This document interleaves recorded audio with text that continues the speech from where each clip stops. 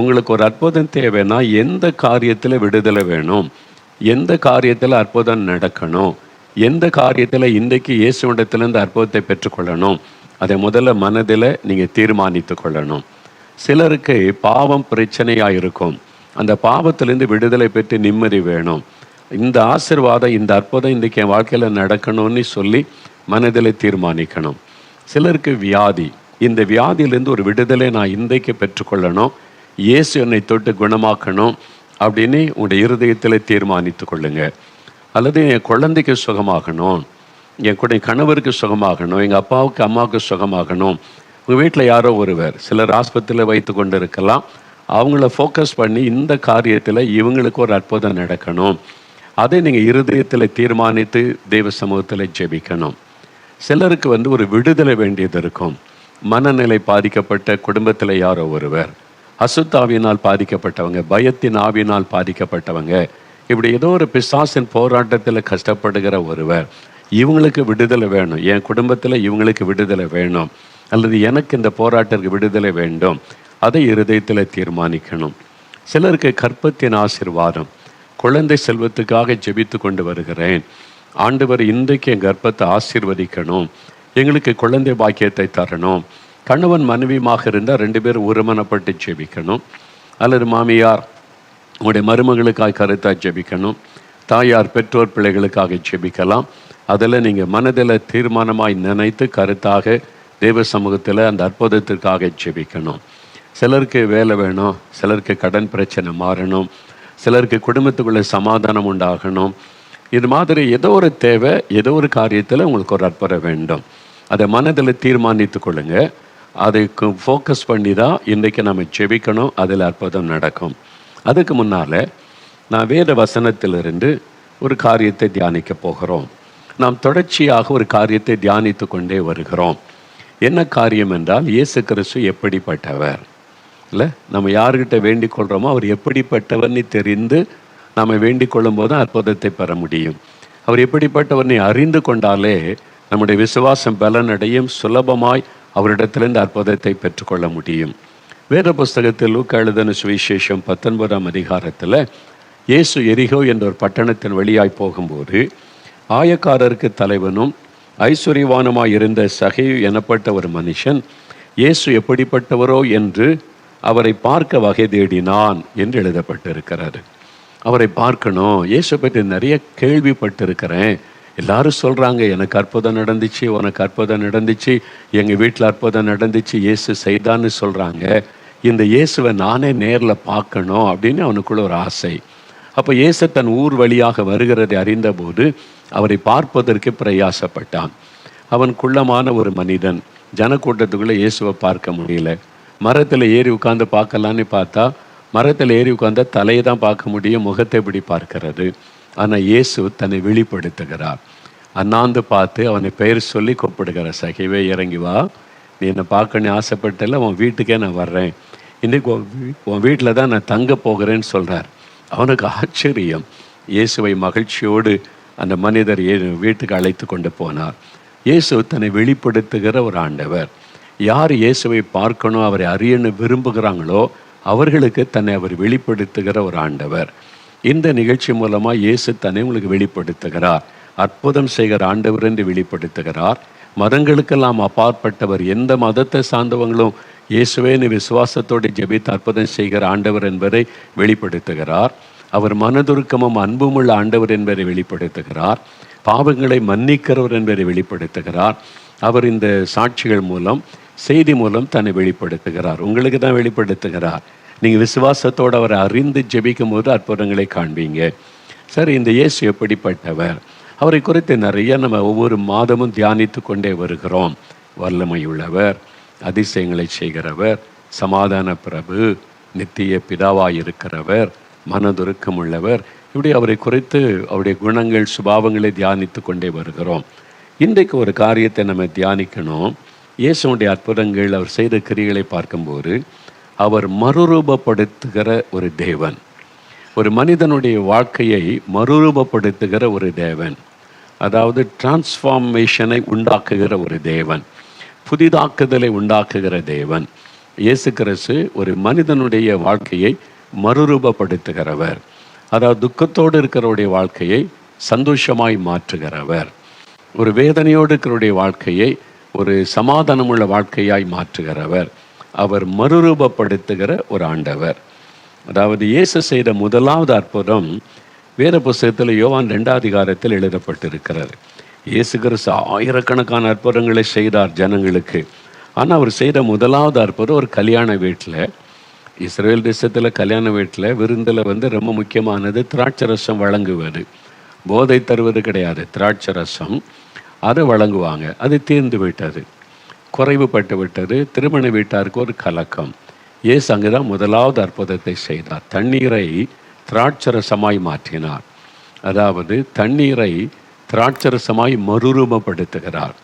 நிறமில்லாத, ருசி இல்லாத, மனமில்லாத தண்ணீரை அழகான நிறமுள்ள, மனமுள்ள, ருசியுள்ள திராட்சரசமாய் மறுரூபப்படுத்தினார்.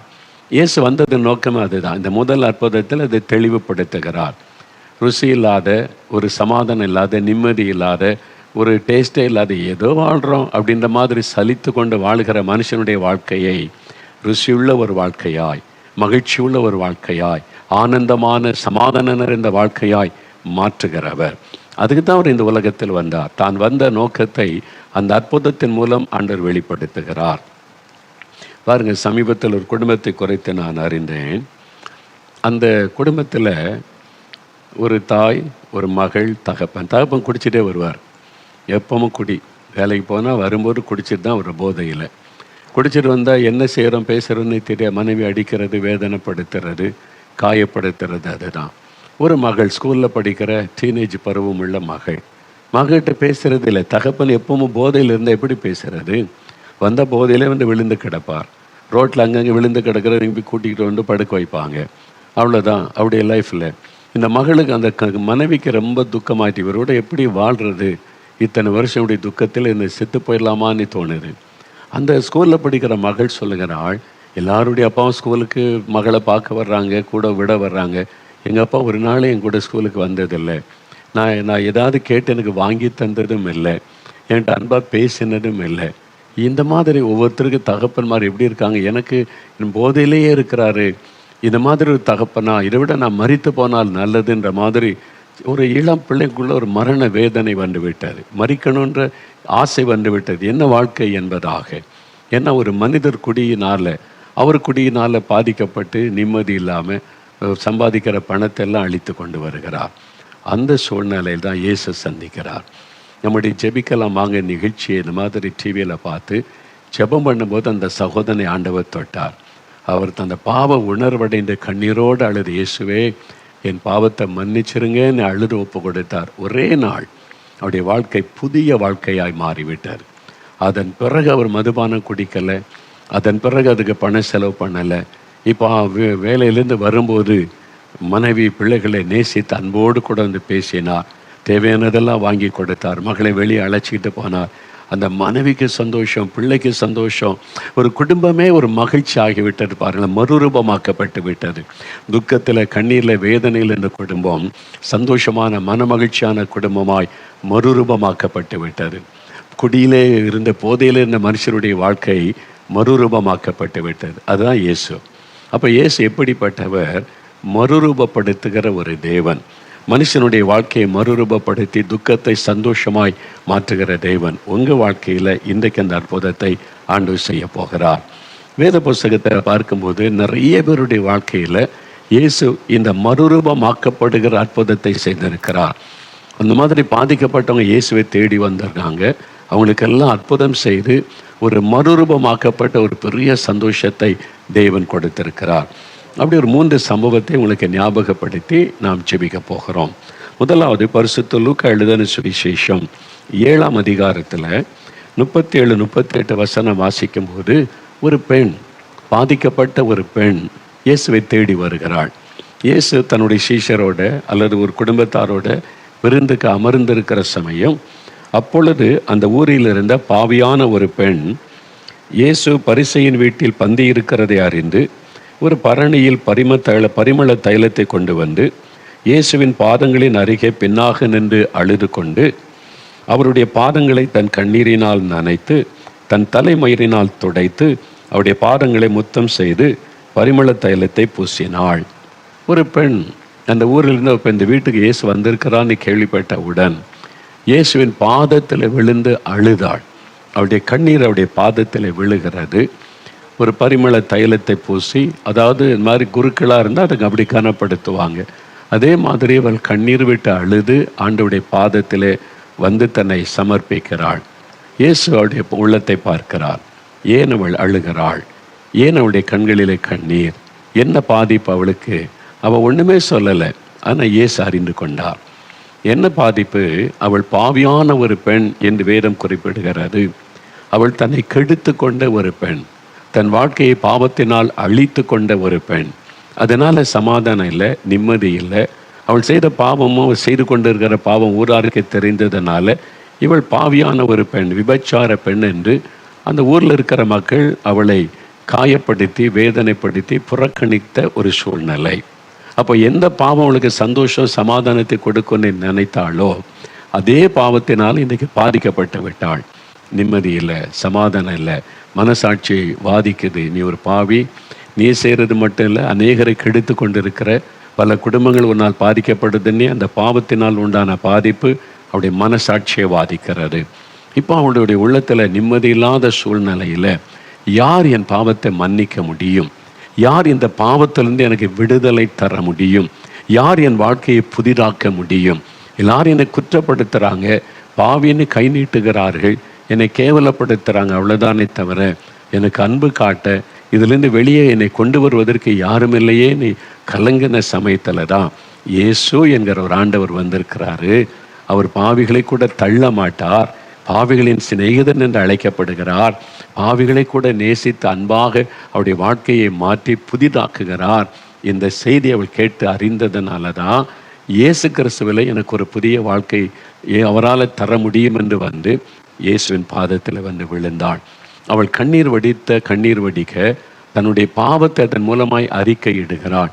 நான் பாவி ஆண்டவரே, என்னை மன்னியும், என்னை மன்னியும், என்னை மன்னியும் என்பதாய் தன் பாவத்தை கண்ணீரினால் அறிக்கை செய்தாள். தன் பாவத்தை மறைக்கிறவன் வாழ்வடைய மாட்டான், அறிக்கை செய்து விட்டு விடுகிறவன் இரக்கம் வருவான். இயேசு உடனே அவளுக்கு இறங்கினார். அவள் உடைந்த உள்ளத்தோட கண்ணீரோட மனம் திரும்புகிறாள் என்பதை அறிந்து இயேசு சொன்னார், உன் பாவங்கள் உனக்கு மன்னிக்கப்பட்டது மகளே, நீ சமாதானத்தோட போ. இந்த ஆண்டவர் அவளை ஆசீர்வதித்து அனுப்பினார் என்று இந்த வேத பகுதியிலே பார்க்க முடியும். அவள் எதை எதிர்பார்த்து வந்தாளோ அந்த ஆசீர்வாதத்தை ஆண்டவர் கொடுத்தார்.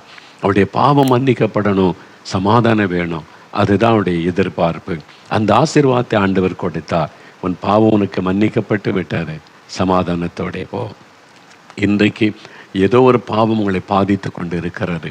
அது உங்களுடைய மதுபான பழக்கமாக இருக்கலாம், போதை வஸ்துகளாக இருக்கலாம், சூதாடுகிற பழக்கமாக இருக்கலாம், ஏதோ ஒரு தவறான ஃப்ரெண்ட்ஷிப்பாக இருக்கலாம், ஏதோ ஒரு லஞ்சம் வாங்குவது, ஊழல் பண்ணுவது, கலப்படம் பண்ணுவது, பிஸ்னஸ் செய்து கொண்டே ஏமாற்றுவது, ஏதோ ஒரு காரியம் தப்புன்னு தெரியுது, விட முடியல, பாவம்னு தெரியுது, வெளியே வர முடியல, அகப்பட்டு கொண்டேன், அதை விடவும் முடியலை, என்ன தப்புன்னு தெரியவும் செய்கிறது, மனசாட்சி வாதிக்கிறது, சமாதானம் இல்லை.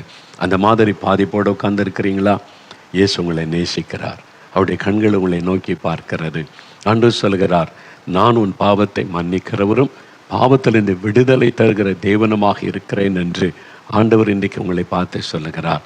பாருங்கள், இந்த பெண் இயேசுவண்டை வந்து அழுத போது மன்னித்து ஏற்றுக்கொண்டார்ல, மறுரூபப்படுத்தினார்ல. நாங்கள் இயேசுடைய ஊழியம் ஆரம்பிக்கப்பட்ட ஆரம்ப காலம் 78வது வருஷம் ஜெபக்குழுவாக ஆரம்பித்து கூடி ஜெபம் பண்ணுவோமா.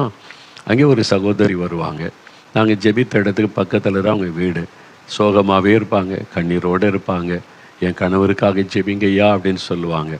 அவர் கணவர் யாருன்னு பார்த்தா அவங்க யோவான், பேர் பார்த்தா யோவான் தெரியல, பைபிளுக்கு பரிசுத்தவான் பேர்.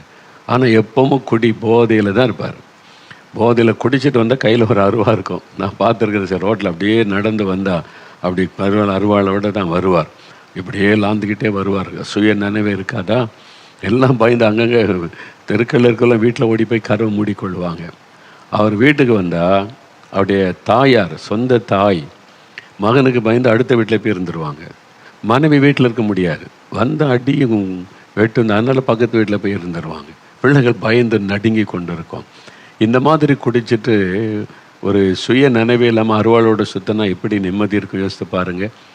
அது மாதிரி அது இந்த குடிச்சு குடிச்சு குடிச்சு ஊருக்கே தெரியும் இந்த மாதிரி குடிகாரன் இந்த ஆள் அப்படின்னு சொல்லி. ராத்திரி படுக்கும்போது ஒரு பாட்டில் சாராயத்தை படுக்க பக்கத்தில் வச்சு கொள்ளுவாராம். ஏன்னா குடித்து குடித்து நரம்பெல்லாம் பாதிக்கப்பட்டு அப்படியே காலையில் எழும்புனா கை காலம் அப்படியே கையெல்லாம் நடுங்கும். அப்படியே ஒரு சின்ன டம்ளர் கூட தூக்க முடியாது.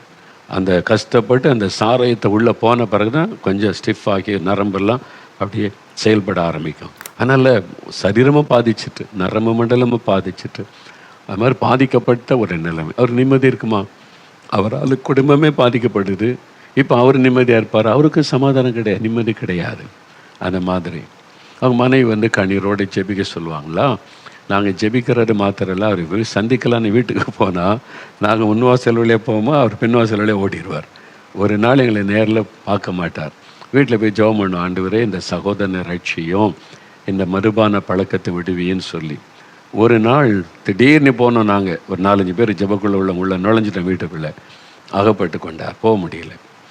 அதனால் அவர் ஆனால் பக்கத்தில் வரல, தூரத்தில் அங்கே குனிஞ்சு அப்படியே நின்று கொண்டு இருந்தார். சூழ்நிலை புரிந்துக்கிட்டு நான் சொன்னேன் ஜெபம் பண்ணுவோம் என்பதால். ஒன்று அவர் அங்கேயே முழங்கால் போட்டார். அவருடைய மனைவி பிள்ளைகள் எல்லாம் முழங்கால் படிக்கிட்டாங்க. நாங்கள் ஜெபக்குழு சார்ந்த ஒரு 3-4 பேர் முழங்கால் படிக்கிட்டோம். அவர் ஏதாவது நம்ம கேட்டுருவோம் பேசுகிறோன்னு பயந்து அப்படியே தலையை கவுந்துக்கிட்டார். அப்போ அவருக்கு என்ன சொல்கிறது? நீ பாவம் செய்கிற, குடிக்கிற, அப்படின்னு ஏதாவது ஆலோசனை சொல்கிறதா? ஆண்டவர் சொன்னார், ஒன்றும் சொல்லாத, ஒரே ஒரு வேத வசனத்தை மட்டும் வாசி அப்படின்னு சொன்னார். சரி ஆண்டவரேன்னு சொல்லி வேதத்தில் ஒரு வசனம் இருக்குது, தன் பாவங்களை மறைக்கிறவன் வாழ்வடைய மாட்டான், அறிக்கை செய்து விட்டு விடுகிறவன் இரக்கம் பெறுவான். நீதிமொழிகள் 28:13 இருக்குது. ஒரே ஒரு வசனம். அவர் அங்கே இருக்கிற தூரத்தில் நாங்கள் இருக்கிறோம், நாங்கள் இங்கே முழங்கால் படிக்கிட்டு இருக்கோம். சத்தமாக வேத வசனத்தை மட்டும் நான் வாசித்தேன். தன் பாவங்களை மறைக்கிறவன் வாழ்வடைய மாட்டான், அறிக்கை செய்து விட்டு விடுகிறவன் இரக்கம் பெறுவான் அப்படின்னு சொல்லிட்டு சரி ஜெபிக்கலான்னு ஜெபிக்க ஆரம்பித்து. அவ்வளவுதான். அவர் பாருங்க கண்ணீர் விட்டு அழ ஆரம்பிச்சிட்டார். ஏங்கி ஏங்கி அழுகிறார், அப்படியே அழுகிறார், ஏங்கி ஏங்கி அழுகிறார், கண்ணீர் வடிக்கிறார். இப்போ என்னை மன்னியும், என்னை மன்னியும், எனக்கு விடுதலை தாருன்னு அழுதார் பாருங்க.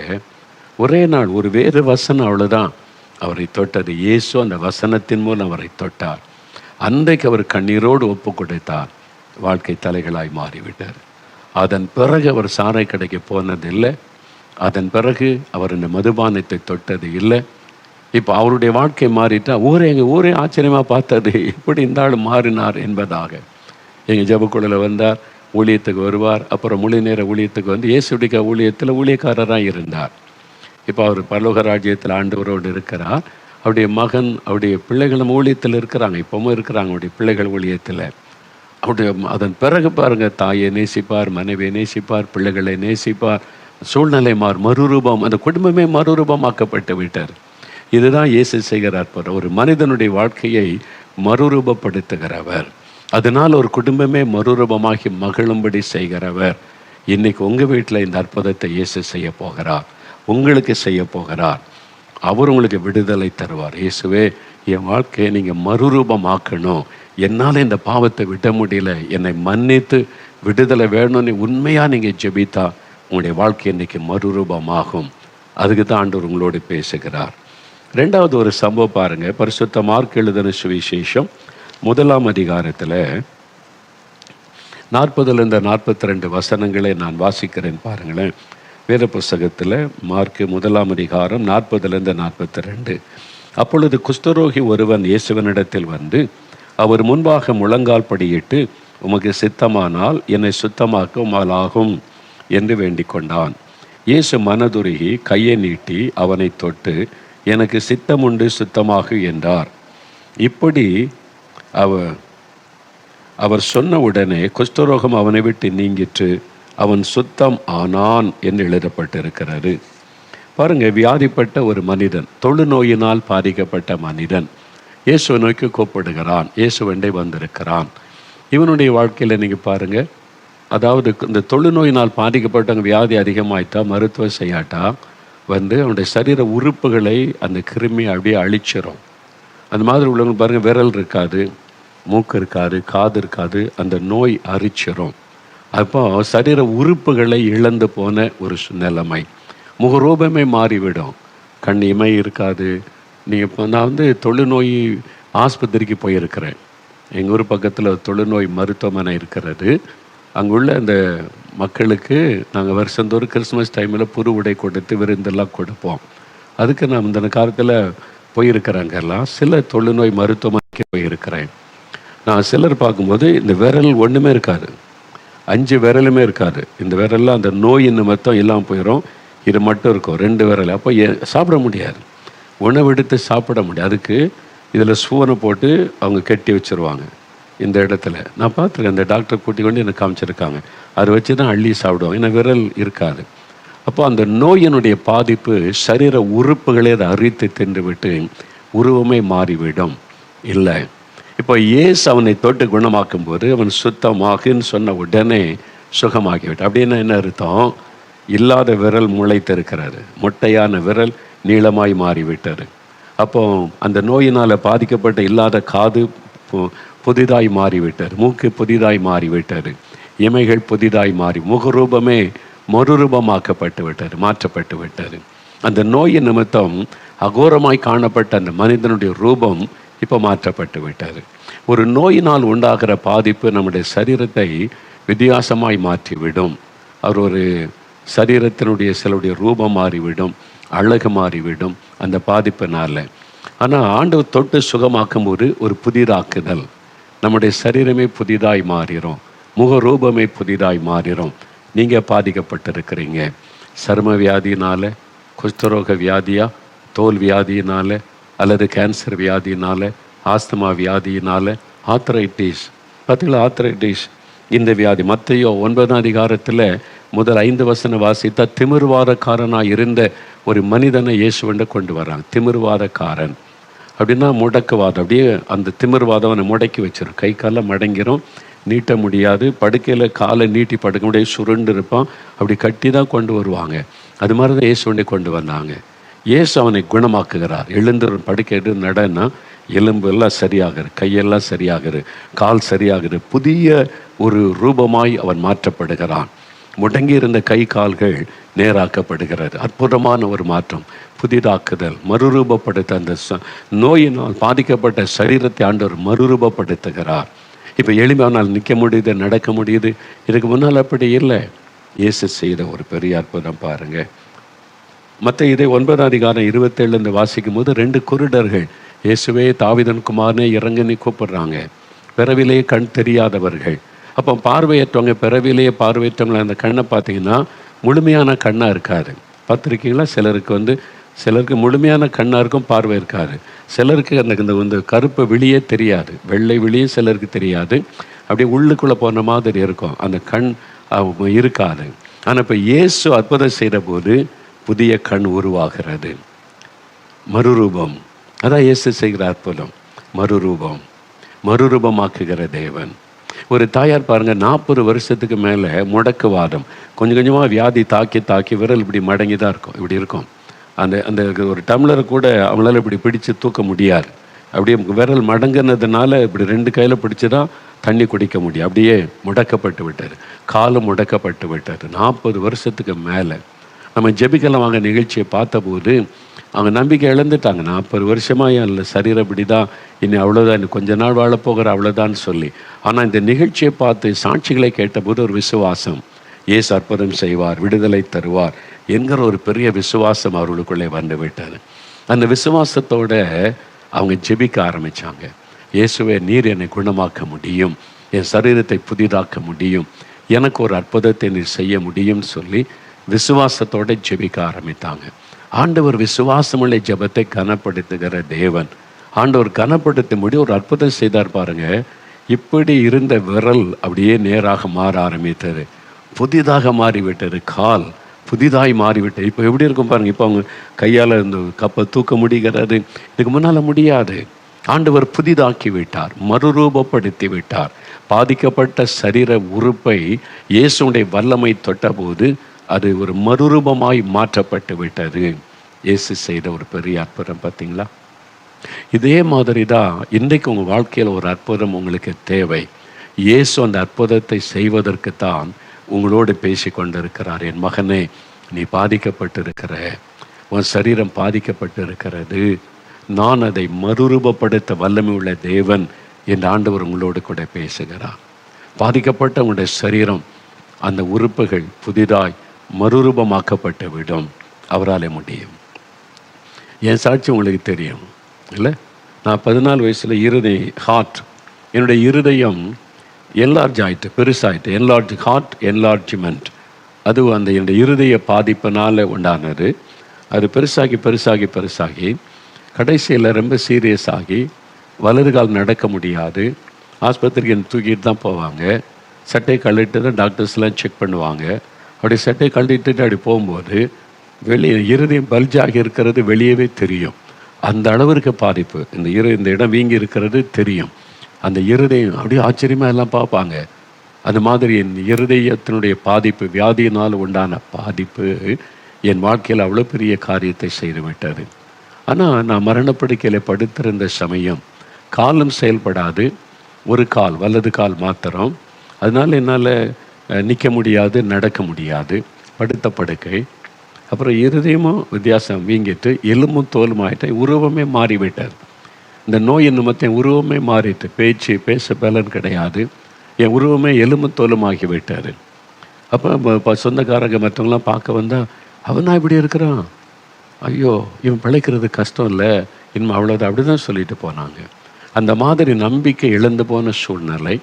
இந்த நோய் நிமித்தம் உருவமே மாறிவிட்டது. ஆனால் ஜெபம் பண்ணும்போது, ஒரு சகோதரர் எனக்காய் ஜெபித்த போது ஆண்டவர் இயேசுடைய கரம் என்னை தொட்டார். அவருடைய தொடுதலை உணர்ந்தேன். தொட்ட உடனே ஆச்சரியமான அற்புதம். வீங்கி இருந்த இருதயம் நார்மலாய் மாறிவிட்டார். இந்த பல்ஜாகி இருந்த இடம் அப்படியே உள்ளே போயிட்டு நார்மலாக மாறிட்ட இருதயம். செயலற்று போன கால் செயல்பட ஆரம்பித்து விட்டது. எப்படி யோசித்து பாருங்களேன், எவ்வளோ பெரிய ஆச்சரியமான அற்புதம். என்னால் கிரகிக்கவே முடியல. இப்படி ஒரு கடவுளா? நான் எத்தனை கடவுளை நம்பினேன், எத்தனை கடவுளை தேடினேன், எத்தனை கடவுளை சரையில் விழுந்து சாஸ்தாமாக விழுந்தெல்லாம் நான் கும்பிட்டு அந்த கடவுள் மேலே பக்தியாக இருந்தேன். ஒருத்தர் கூட எனக்கு உதவி செய்யலையே. பக்தியாக நாங்கள் எவ்வளோ நான் விண்ணப்பம் பண்ணினேன், பிரார்த்தனை பண்ணினேன். குடும்பத்தார் எல்லா இடமும் அலைந்து பிரார்த்தனை பண்ணினாங்களே. ஆனால் நான் அவர் இயேசுன்னா வெறுத்தேன். அது வெளிநாட்டு கடவுள், அவர் யாருன்னு சொல்லி இயேசுவை கேவலமாய் பேசினேன். ஆனால் அவர் வந்து என்னை தொட்டு என்னுடைய சரீரத்தையை புதிதாய் மாற்றிட்டார். வீங்கிறது இருதயம் உள்ளே போயிட்டு கால் நடக்க முடிகிறது. கொஞ்ச நாட்கள் டக்குன்னு மாற்றம்.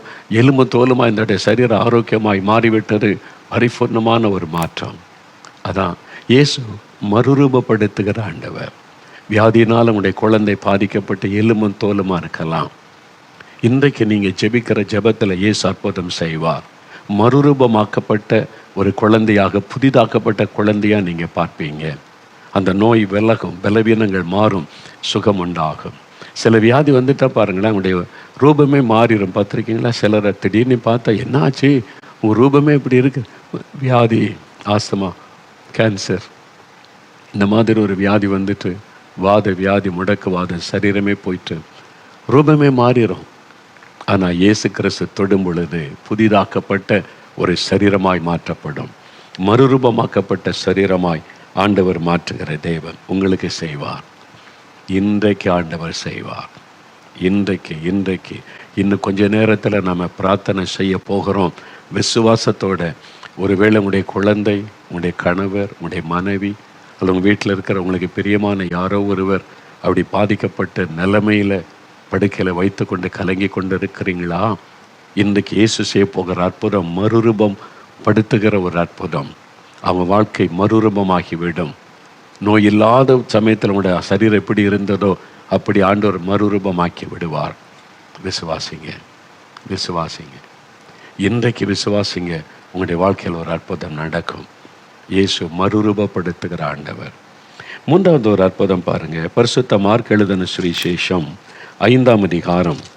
பரிசுத்த மார்க் எழுதின சுவிசேஷம் 5ஆம் அதிகாரம் 1 முதல் நீங்கள் வாசித்து பார்த்தால், இயேசு கதரேனருடைய நாட்டுக்கு வருகிறார்.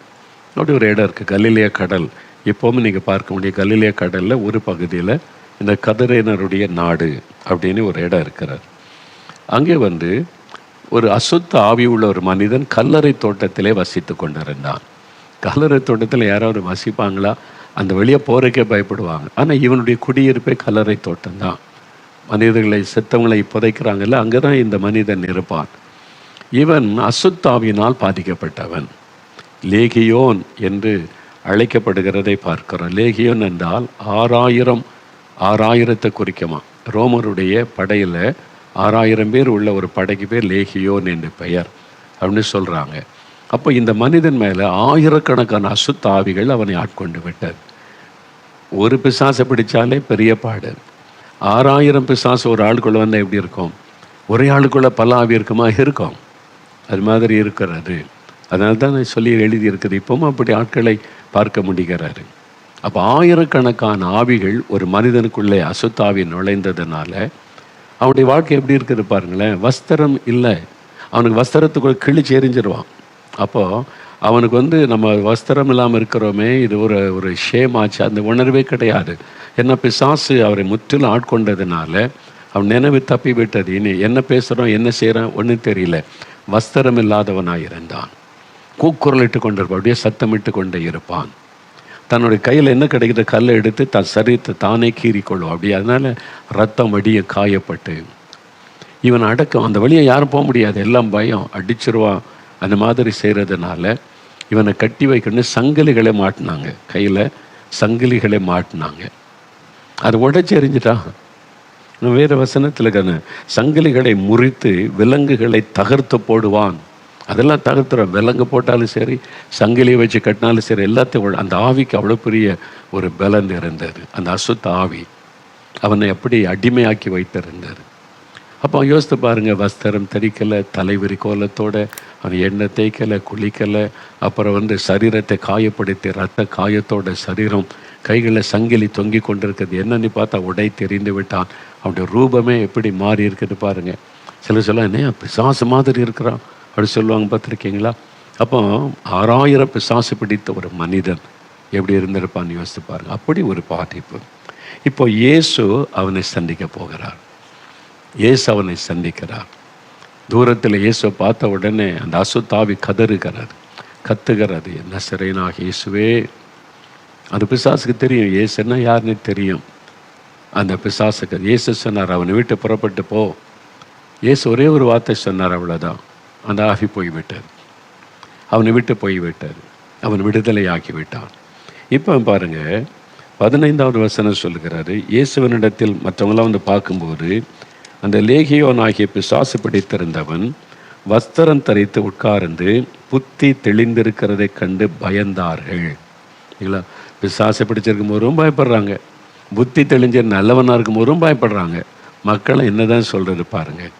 அவன் பிசாசை பிடிச்சி சங்கிலிகளாம் உடைச்சிருவான், கீறிக்கொள்வான், சத்தமிடுவான், அப்போ பயமாக இருக்கும். இப்போ நல்ல வஸ்திரம் தரித்து அமைதியாக சாந்தமாக உட்கார்ந்துருக்கிறான். மக்கள் அவனை பார்த்து பயந்தாங்களாம். என்னடா அது, இப்படி இருந்தால் இப்படி மாறிட்டான், என்ன இப்போ வஸ்திரம் தரிச்சிருக்கிறான், சாந்தமாக இருக்கிறான், அமைதியாக இருக்கிறான், எப்படி என்ன மாற்றம் அவனுக்குள்ளே எப்படி வந்தது? இயேசு இயேசு இயேசு என்கிற அற்புதமான ஆண்டவர், மறுரூபப்படுத்துகிற ஆண்டவர். பார்த்தீங்களா? அவன் புத்தி தெளிந்திருக்கிறதை கண்டு இது எப்படி அது குறித்த ஒரு பயம் அவங்களுக்கு. இயேசு என்கிற ஆண்டவர் தான் இவனுடைய வாழ்க்கையை மறுரூபப்படுத்தி இருக்கிறார். அவனுக்கு வஸ்திரம் கொடுத்து அவன் உட்கார வச்சிருக்கிறாரு. எல்லாரும் அவனை கண்டு பயப்படுவாங்க. இப்போ யாரும் அவனை கண்டு பயப்பட தேவையில்லை, யாரையும் அட்டாக் பண்ண மாட்டான். பெரிய மாற்றம் பார்த்தீங்களா? இயேசு கிறிஸ்து அவனுடைய வாழ்க்கையில் ஒரு பெரிய அற்புதமான மாற்றத்தை உண்டாக்கினார். எனக்கு அன்பானவர்களே, ஒரு மறுரூபமாக்கப்பட்ட ஒரு அனுபவத்தை தருகிறவர் இயேசு. இன்றைக்கி உங்கள் வாழ்க்கையில் அந்த மாதிரி பாதிப்பு, கஷ்டம், அப்படிப்பட்ட ஒரு நெருக்கத்தில் நீங்கள் இருக்கிறீங்களா? யோசித்து பாருங்கள். ஆண்டவர் உங்களுக்கு பாருங்கள், நான் சொன்னல, ஒரு 42 வருஷம் மனநிலை பாதிக்கப்பட்ட மனைவி, 10 வருடம் மனநிலை பாதிக்கப்பட்ட மகள். எப்படி மனநிலை பாதிப்பு, அவங்க செய்கிறது என்னதுன்னு தெரியல, பேசுகிறது என்னதுன்னு தெரியல. அது மாதிரி ஒரு சூழ்நிலை தானே. ஆண்டவர் விடுதலை கொடுத்து இன்றைக்கி 2 பேர் எவ்வளோ சந்தோஷமாக பேசுகிறாங்கல்ல. அந்த கணவருக்கு எவ்வளோ பெரிய சந்தோஷம் இல்லை. 42 வருஷ பிரச்சனை, எத்தனையோ வருடமாக உங்கள் குடும்பத்துக்குள்ள இந்த பொருளாத ஆவி போராடுது, பிசாசின் ஆவி போராடுது. என்னென்னவோ செய்து பார்த்துட்டீங்க, பணம் செலவு பண்ணீங்க, மந்திரவாதெல்லாம் பண்ணி பார்த்தீங்க, ஒன்றும் இல்லை. இப்போ இயேசு உங்களை தேடி வந்திருக்கிறார். இயேசு விடுதலை கொடுத்தா இலவசமான விடுதலை தான். அவ்வளோதான். அவர் அற்புதம் செய்தால் அவ்வளோதான் விடுதலை. இலவசமான விடுதலையை ஆண்டவர் தந்துடுவார். பாருங்க, நான் ஒரு சமயம் குஜராத்துக்கு ஊழியத்துக்கு போயிருந்தேன். குஜராத்தில் அங்கே இருக்கிற அந்த ஊழியம் செய்கிறவங்களுக்கு ஒரு மீட்டிங் ஒரு கிராமத்தில் உள்ள ஒரு சர்ச்சில் வச்சுருந்தாங்க. அப்போ ஒரு தகப்பனையும் வாலிப மகனையும் எனக்கு அங்கே உள்ளவங்க அறிமுகப்படுத்தினாங்க. ரொம்ப ஆச்சரியமான காரியம் என்னன்னா, அந்த ஊரில் ஒரு கிராமம், சின்ன கிராமம் தான் அது. அந்த கிராமத்தில் எல்லாருக்கும் நிலங்கள் இருக்கிறது, விவசாயம் பண்ணுறாங்க, குறையில வசதியான வாழ்க்கை. அந்த ஒரு பெற்றோருக்கு ஒரு மகன், வாலிப பையன், அவனை ஒரு அசுத்தாவி தாக்கிவிட்டார். மனநிலை பாதிக்கப்பட்டவன் ஆகிவிட்டான். தன்னால் பேசுவான், தன்னால் சிரிப்பான், தானாக நடந்து போவான், வருவான், குளிக்க மாட்டான், தலை வார மாட்டான், கண்ணாடி பார்க்க மாட்டான். என்ன, மனநிலை பாதிக்கப்பட்ட நிலைமை. அதில் இன்னொரு பயங்கரமான விஷயம் என்னென்னா, அந்த கிராமத்துக்கு ஒட்டினாப்பில் தூரத்தில் ஒரு காட்டு பகுதி இருக்கிறார். பகலில் கூட தனியாக யாரும் அந்த காட்டுக்கு போக மாட்டாங்க, தனியாக போக மாட்டாங்க. ராத்திரி அந்த பக்கமே யாரும் போக மாட்டாங்க. பயங்கரமான ஒரு காடு. ஆனால் இந்த வாலிபன், அசுத்தாவினால் பாதிக்கப்பட்ட வாலிபன், ராத்திரி வந்துட்டால் இருட்ட ஆரம்பித்த உடனே அந்த காட்டுக்குள்ளே போயிடுவான். யாரும் பிடிக்க முடியாது, அடக்க முடியாது. தகப்பனார் தாய்க்கு தானே ரொம்ப துக்கம். பையன் தினந்தோறும் போயிடுவான். போயிட்டு அவன் அங்கே என்ன நடக்குதோ, என்ன ஆகுறானோ, அவன் உயிரோட வருவானா வரமாட்டான்னு தெரியும். காலையில் விடிந்த பிறகு வருவான். இது மாதிரி பல நாட்கள் நடந்து கொண்டு இருந்தது. ஒன்றும் செய்ய முடியல. அந்த அசுத்த ஆவி அவனை இந்த காட்டுக்குள்ளே இழுத்து கொண்டு போயிடும். தானாக பேசி கொண்டு நடப்பான். ஒரு பையன், மகன், அவனுடைய விடுதலைக்காக பெற்றோர் எவ்வளோ முயற்சி பண்ணியிருப்பாங்க. எத்தனையோ இடம் மந்திரவாதிகள் தாங்க. கிராமத்துக்கு கிராமம் மந்திரவாதி இருப்பாங்க. வியாதிப்பட்டால் கூட மந்திரவாதிகிட்ட தான் போவாங்க. அப்போ இந்த மகனை அழைச்சிட்டு போனாங்க. பணம்லாம் செலவு பண்ணி என்னென்னோ மந்திரவாதெல்லாம் பண்ணி எல்லாம் சேர்ந்து தாயத்தெல்லாம் கட்டி பார்த்தாங்க. ஒன்றும் கட்டுப்படவில்லை. அவ்வளோதான், ஒன்றும் செய்ய முடியும். அவன் விதி, விதி கடைசியில் அப்படி தானே சொல்லுவாங்க. ஒன்று செய்ய முடியலன்னா விதி, அதை யாரும் மாற்ற முடியாது, அதனால் அது நடந்தான் தீர்னு விட்டுருவாங்க. அது மாதிரி ஆயிட்டான். அந்த ஊரில் ஒரு சர்ச்சு, கர்த்தருடைய பிள்ளைகள் ஞாயிற்றுக்கிழமை தோறும் ஆராதனை பண்ணுவாங்க. அந்த சர்ச்சு கர்த்தருடைய பிள்ளைகள் நல்ல ஒர்ஷிப் பண்ணி ஜெபெல்லாம் செய்யக்கூடியவங்க. ஒரு நாள் இந்த மனநிலை பாதிக்கப்பட்ட இந்த வாலிபன், ஆராதனை நடக்குது ஞாயிற்றுக்கிழமையில், அந்த பக்கமாக வந்தவன் ஆலயத்துக்குள்ள அப்படி எட்டி பார்த்தான். அங்கே ஊழியக்காரர் பாட்டு நடத்துகிறார், ஜனங்கள்லாம் உட்காந்துருக்கிறாங்க. உள்ளே போல் வெளியிலேருந்து அப்படி எட்டி பார்த்துக்கிட்டே இருந்தான். உடனே அந்த பின்வரிசையில் இருந்த ஒரு சகோதரர், இயேசுவை விசுவாசிக்கிறவர், சொன்னார், உள்ளவான்னு கூப்பிட்டார். இவன் தலைவரி கோலத்தோடு அழுக்கான தலையோடு இருக்கிறான். அறையில் ஒரு வஸ்திரம் கட்டியிருக்கான், அவ்வளோதான், மேலே வஸ்திரம்லாம் இல்லை, அறையில் கட்டியிருக்கிறான். உள்ளவான்னு கூப்பிட்டார். அவன் உடனே உள்ளே வந்துட்டான். அதில் உட்காரு, கை காமிச்சோடனே அப்படி உட்காந்துட்டான். அப்படியே உட்கார்ந்தவன் ஆராதனை முடியும் வரைக்கும் அங்கேயே இருந்துட்டான், எழும்பலை. ஆராதனை முடியும் வரைக்கும் அதிலே உட்காந்து அப்படியே பார்த்து கொண்டே இருந்தான். அங்கே பாட்டு பாடுறாங்க, ஜெபிக்கிறாங்க, வசனத்தை பிரசங்கம் பண்ணி கடைசி ஆசீர்வாத ஜெபம் முடியுது. அது வரைக்கும் உள்ள உட்காந்துருக்கிறான். அருமை விதர்ப்பம், ஆச்சரியமாக இருக்கிறது. அவங்கள உட்காந்துருந்தார். ஆராதனை முடிந்த உடனே நேராக வீட்டுக்கு போனான். குளித்தான், தலைவாரினா, எண்ணெய் பூசினா, தலைவாரினா, ட்ரெஸ் எடுத்து போட்டான். அவன் வெளியில் வந்தான். அந்த சர்ச்சில் ஊழியரை பார்க்க அவருடைய தாய் தகப்பன் பார்க்குறாங்க இது செய்கிறதெல்லாம். எப்படி மாறிட்டான், திடீர்னு வந்தான், குளித்தான், புறப்பட்டான், ட்ரெஸ் எல்லாம் போடுறான். இப்போ கண்ணாடிலாம் பார்த்து தலைலாம் சீவரான், மாறிட்டான். எப்படி அப்படின்னா நேர சர்ச்சுக்கு வந்துட்டான். அப்போ தான் அந்த தாப்பனார் ஓடி பார்த்த போது அப்போ தான் அறிந்து கொண்டார், இயேசுவின் பிரசன்னத்தில் அவன் வந்தான், பிசாசு போய்விட்டார். தேவனுடைய பிரசன்னத்துக்களை வந்துட்டாலே பிசாசால் இருக்க முடியாது. உடனே விடுதலை பாருங்களேன், போயிட்டு அந்த அசுத்தாவி போய்விட்டார். அதன் பிறகு அவனுடைய லைஃபை காட்டுக்குள்ளே போக மாட்டான். இப்போ நார்மல் மனிதனாய் மாறிவிட்டான். அவனை தாக்கியிருந்த பாதித்திருந்த பிசாசு அதனுடைய கிரியை முற்றிலும் அழிக்கப்பட்டு அவனுக்கு நல்ல விடுதலை உண்டாகிவிட்டது. இதான் இயேசு கிறிஸ்து செய்கிற அற்புதம். 2000 ஆண்டுகளுக்கு முன்பாக அற்புதம் செய்த இயேசு இன்றைக்கும் செய்கிறார் பாருங்க. அந்த தகப்பனாரின் மகனை நான் பார்த்தேன், எனக்கு அறிமுகப்படுத்தினாங்க. அந்த தகப்பனார் இப்போ இயேசு மேலே ரொம்ப விசுவாசம் வைத்து இயேசுவை பற்றி கொண்டார். அந்த மகன் பாருங்கள் அவ்வளோ சந்தோஷமாக அந்த மக்களுக்கெல்லாம் ஊழியர்களுக்கு உதவி செய்து கொண்டு இருந்தான். இயேசு எவ்வளோ அற்புதமானவர் பார்த்தீங்களா? மறுரூபப்படுத்துகிற ஒரு ஆண்டவர். இன்றைக்கு உங்கள் வாழ்க்கையில் எந்த பகுதி மறுரூபப்படுத்தப்படணும், அந்த பகுதியில் இயேசு கட்டாய அற்புதம் செய்வார். நீங்கள் விசுவாசித்து இந்த காரியத்தில் இந்த பகுதியில் இயேசு எனக்கு ஒரு அற்புதம் செய்யணும், மறுரூபமாக்கப்பட்ட ஒரு அனுபவம் எங்கள் வீட்டில் நடக்கணும், என் வாழ்க்கையில் நடக்கணும், ஆண்டவர் எனக்கு என் குடும்பத்துக்கு செய்வார்னு விசுவாசித்து ஜெபிக்கும் போது பாருங்கள், கட்டாயம் அற்புதமான விடுதலையை நீங்கள் பார்க்க போகிறீங்க. அப்போ இந்த மாதிரி ஒரு விடுதலை நமக்கு தருவதற்காகத்தான் இயேசு கிறிஸ்து சிலுவையில் மரிக்க தன்னை ஒப்பு கொடுத்தார். வேத புஸ்தகத்தில் நம்ம வாசிக்கிறோம்ல, அவர் பார சிலுவை சுமந்து கொண்டு கொல்கதா மேட்டிற்கு போனார். அங்கே அவரை சிலுவையிலே கடத்தி கைகளில் ஆணி அடித்தார்கள், கால்களில் ஆணி அடித்தார்கள், அவருடைய ரத்தம் சிந்தப்பட்டது. சிலுவையில் அவர் தொங்க வைக்கப்பட்ட போது கைகள் கால்களிலிருந்து ரத்தம் வடிந்து கொண்டே இருந்தது. ரத்தம் வடிய வடிய வடிய சரீரம் பலவீனப்பட்டு அப்புறம் இருதயம் செயல்படாமல் மூச்சு நின்று அப்படியே உயிர் போய்விடும். ஒரு ஆரோக்கியமான மனிதனுக்கு 11 மணி நேரம் அந்த சிலுவையில் தொங்கி அவன் மரிப்பானான். ஆனால் இயேசு கிறிஸ்து வெறும் 6 மணி நேரம்தான் அந்த சிலுவையில் தொங்கினார். அவர் திடகாத்திரமுள்ள நல்ல வாலிப ஒரு சரீரம் கொண்டவர், 33 வயது தான். ஆனால் அவங்களுக்கு ஆச்சரியம், இவ்வளோ சீக்கிரத்தில் அவர் இறந்துட்டாரா அப்படின்னு ஆச்சரியப்பட்டு தான் விழாவில் குத்தி பார்க்குறாங்க. அவருடைய ரத்தம் அந்த இருதயத்திலிருந்து பீறிட்டு வந்தது. கடைசி சொட்ட ரத்தம் வரைக்கும் சிலுவையில் சிந்தினார். ஏன் கடவுள் மனிதனாய் வந்த ரத்தம் சிந்தனும்? ரத்தம் சிந்துதல் இல்லாமல் பாவ மன்னிப்பு உண்டாகாது. இரத்த பழி மாறணும், பாவ பழிகள் நீங்கணும், இருதயம் சுத்திகரிக்கப்படணுமானா ஒரு பரிசுத்தமுள்ள ரத்தம் விலைக்கரைமாய் சிந்தப்படணும். ஆட்டு ரத்தம், கோழி ரத்தம், மாட்டு ரத்தம், மிருக ரத்தத்தினால மனிதனுடைய பாவத்துக்கு விமோசனம் கிடையாது, மன்னிப்பை கொண்டு வர முடியாது. அது ஒரு மனுஷ ரத்தமாக இருக்கணும், பரிசுத்தமுள்ள ரத்தமாக இருக்கணும், மனிதர்களுக்கு பதிலாக பலியாக கொடுக்கப்படணும். அவர் மூலமாக தான் ரட்சிப்பு, பாவத்திலிருந்து விடுதலை, பாவ மன்னிப்பு. அதனால தான் கடவுளை மனிதனாய் அவதரித்து இயேசு என்ற பெயரில் வாழ்ந்து பரிசுத்தமாய் வாழ்ந்தார். அவரிடத்தில் ஒரு குற்றத்தை யாரும் கண்டுபிடிக்க முடியவில்லை. பொய்யான குற்றச்சாட்டுகளை சொன்னாங்களே இல்லாமல் அவரிடத்தில் ஒரு குற்றமும் இல்லை. அப்படி பரிசுத்தமாய் வாழ்ந்து தன் பரிசுத்தமுள்ள இரத்தத்தை சிலுவையிலே சிந்தி கொடுத்தார். ஏன் தெரியுமா? உங்களுக்காக, எனக்காக, நம்மை ரட்சிக்க, நமக்கு பாவத்திலிருந்து சாபத்திலிருந்து விடுதலை கொடுக்க தன்னையே அந்த சிலுவையில் அவர் பலியாய் கொடுத்தார். அந்த இயேசு கிறிஸ்து தான் இன்றைக்கு உங்களை சந்தித்து கொண்டிருக்கிறார். என் மகனே, உனக்காக நான் என்னையே சிலுவையிலே பலியாய் கொடுத்தேன், உன்னை மன்னிக்க மாட்டேனா, விடுதலை தர மாட்டேனா? கலங்காத.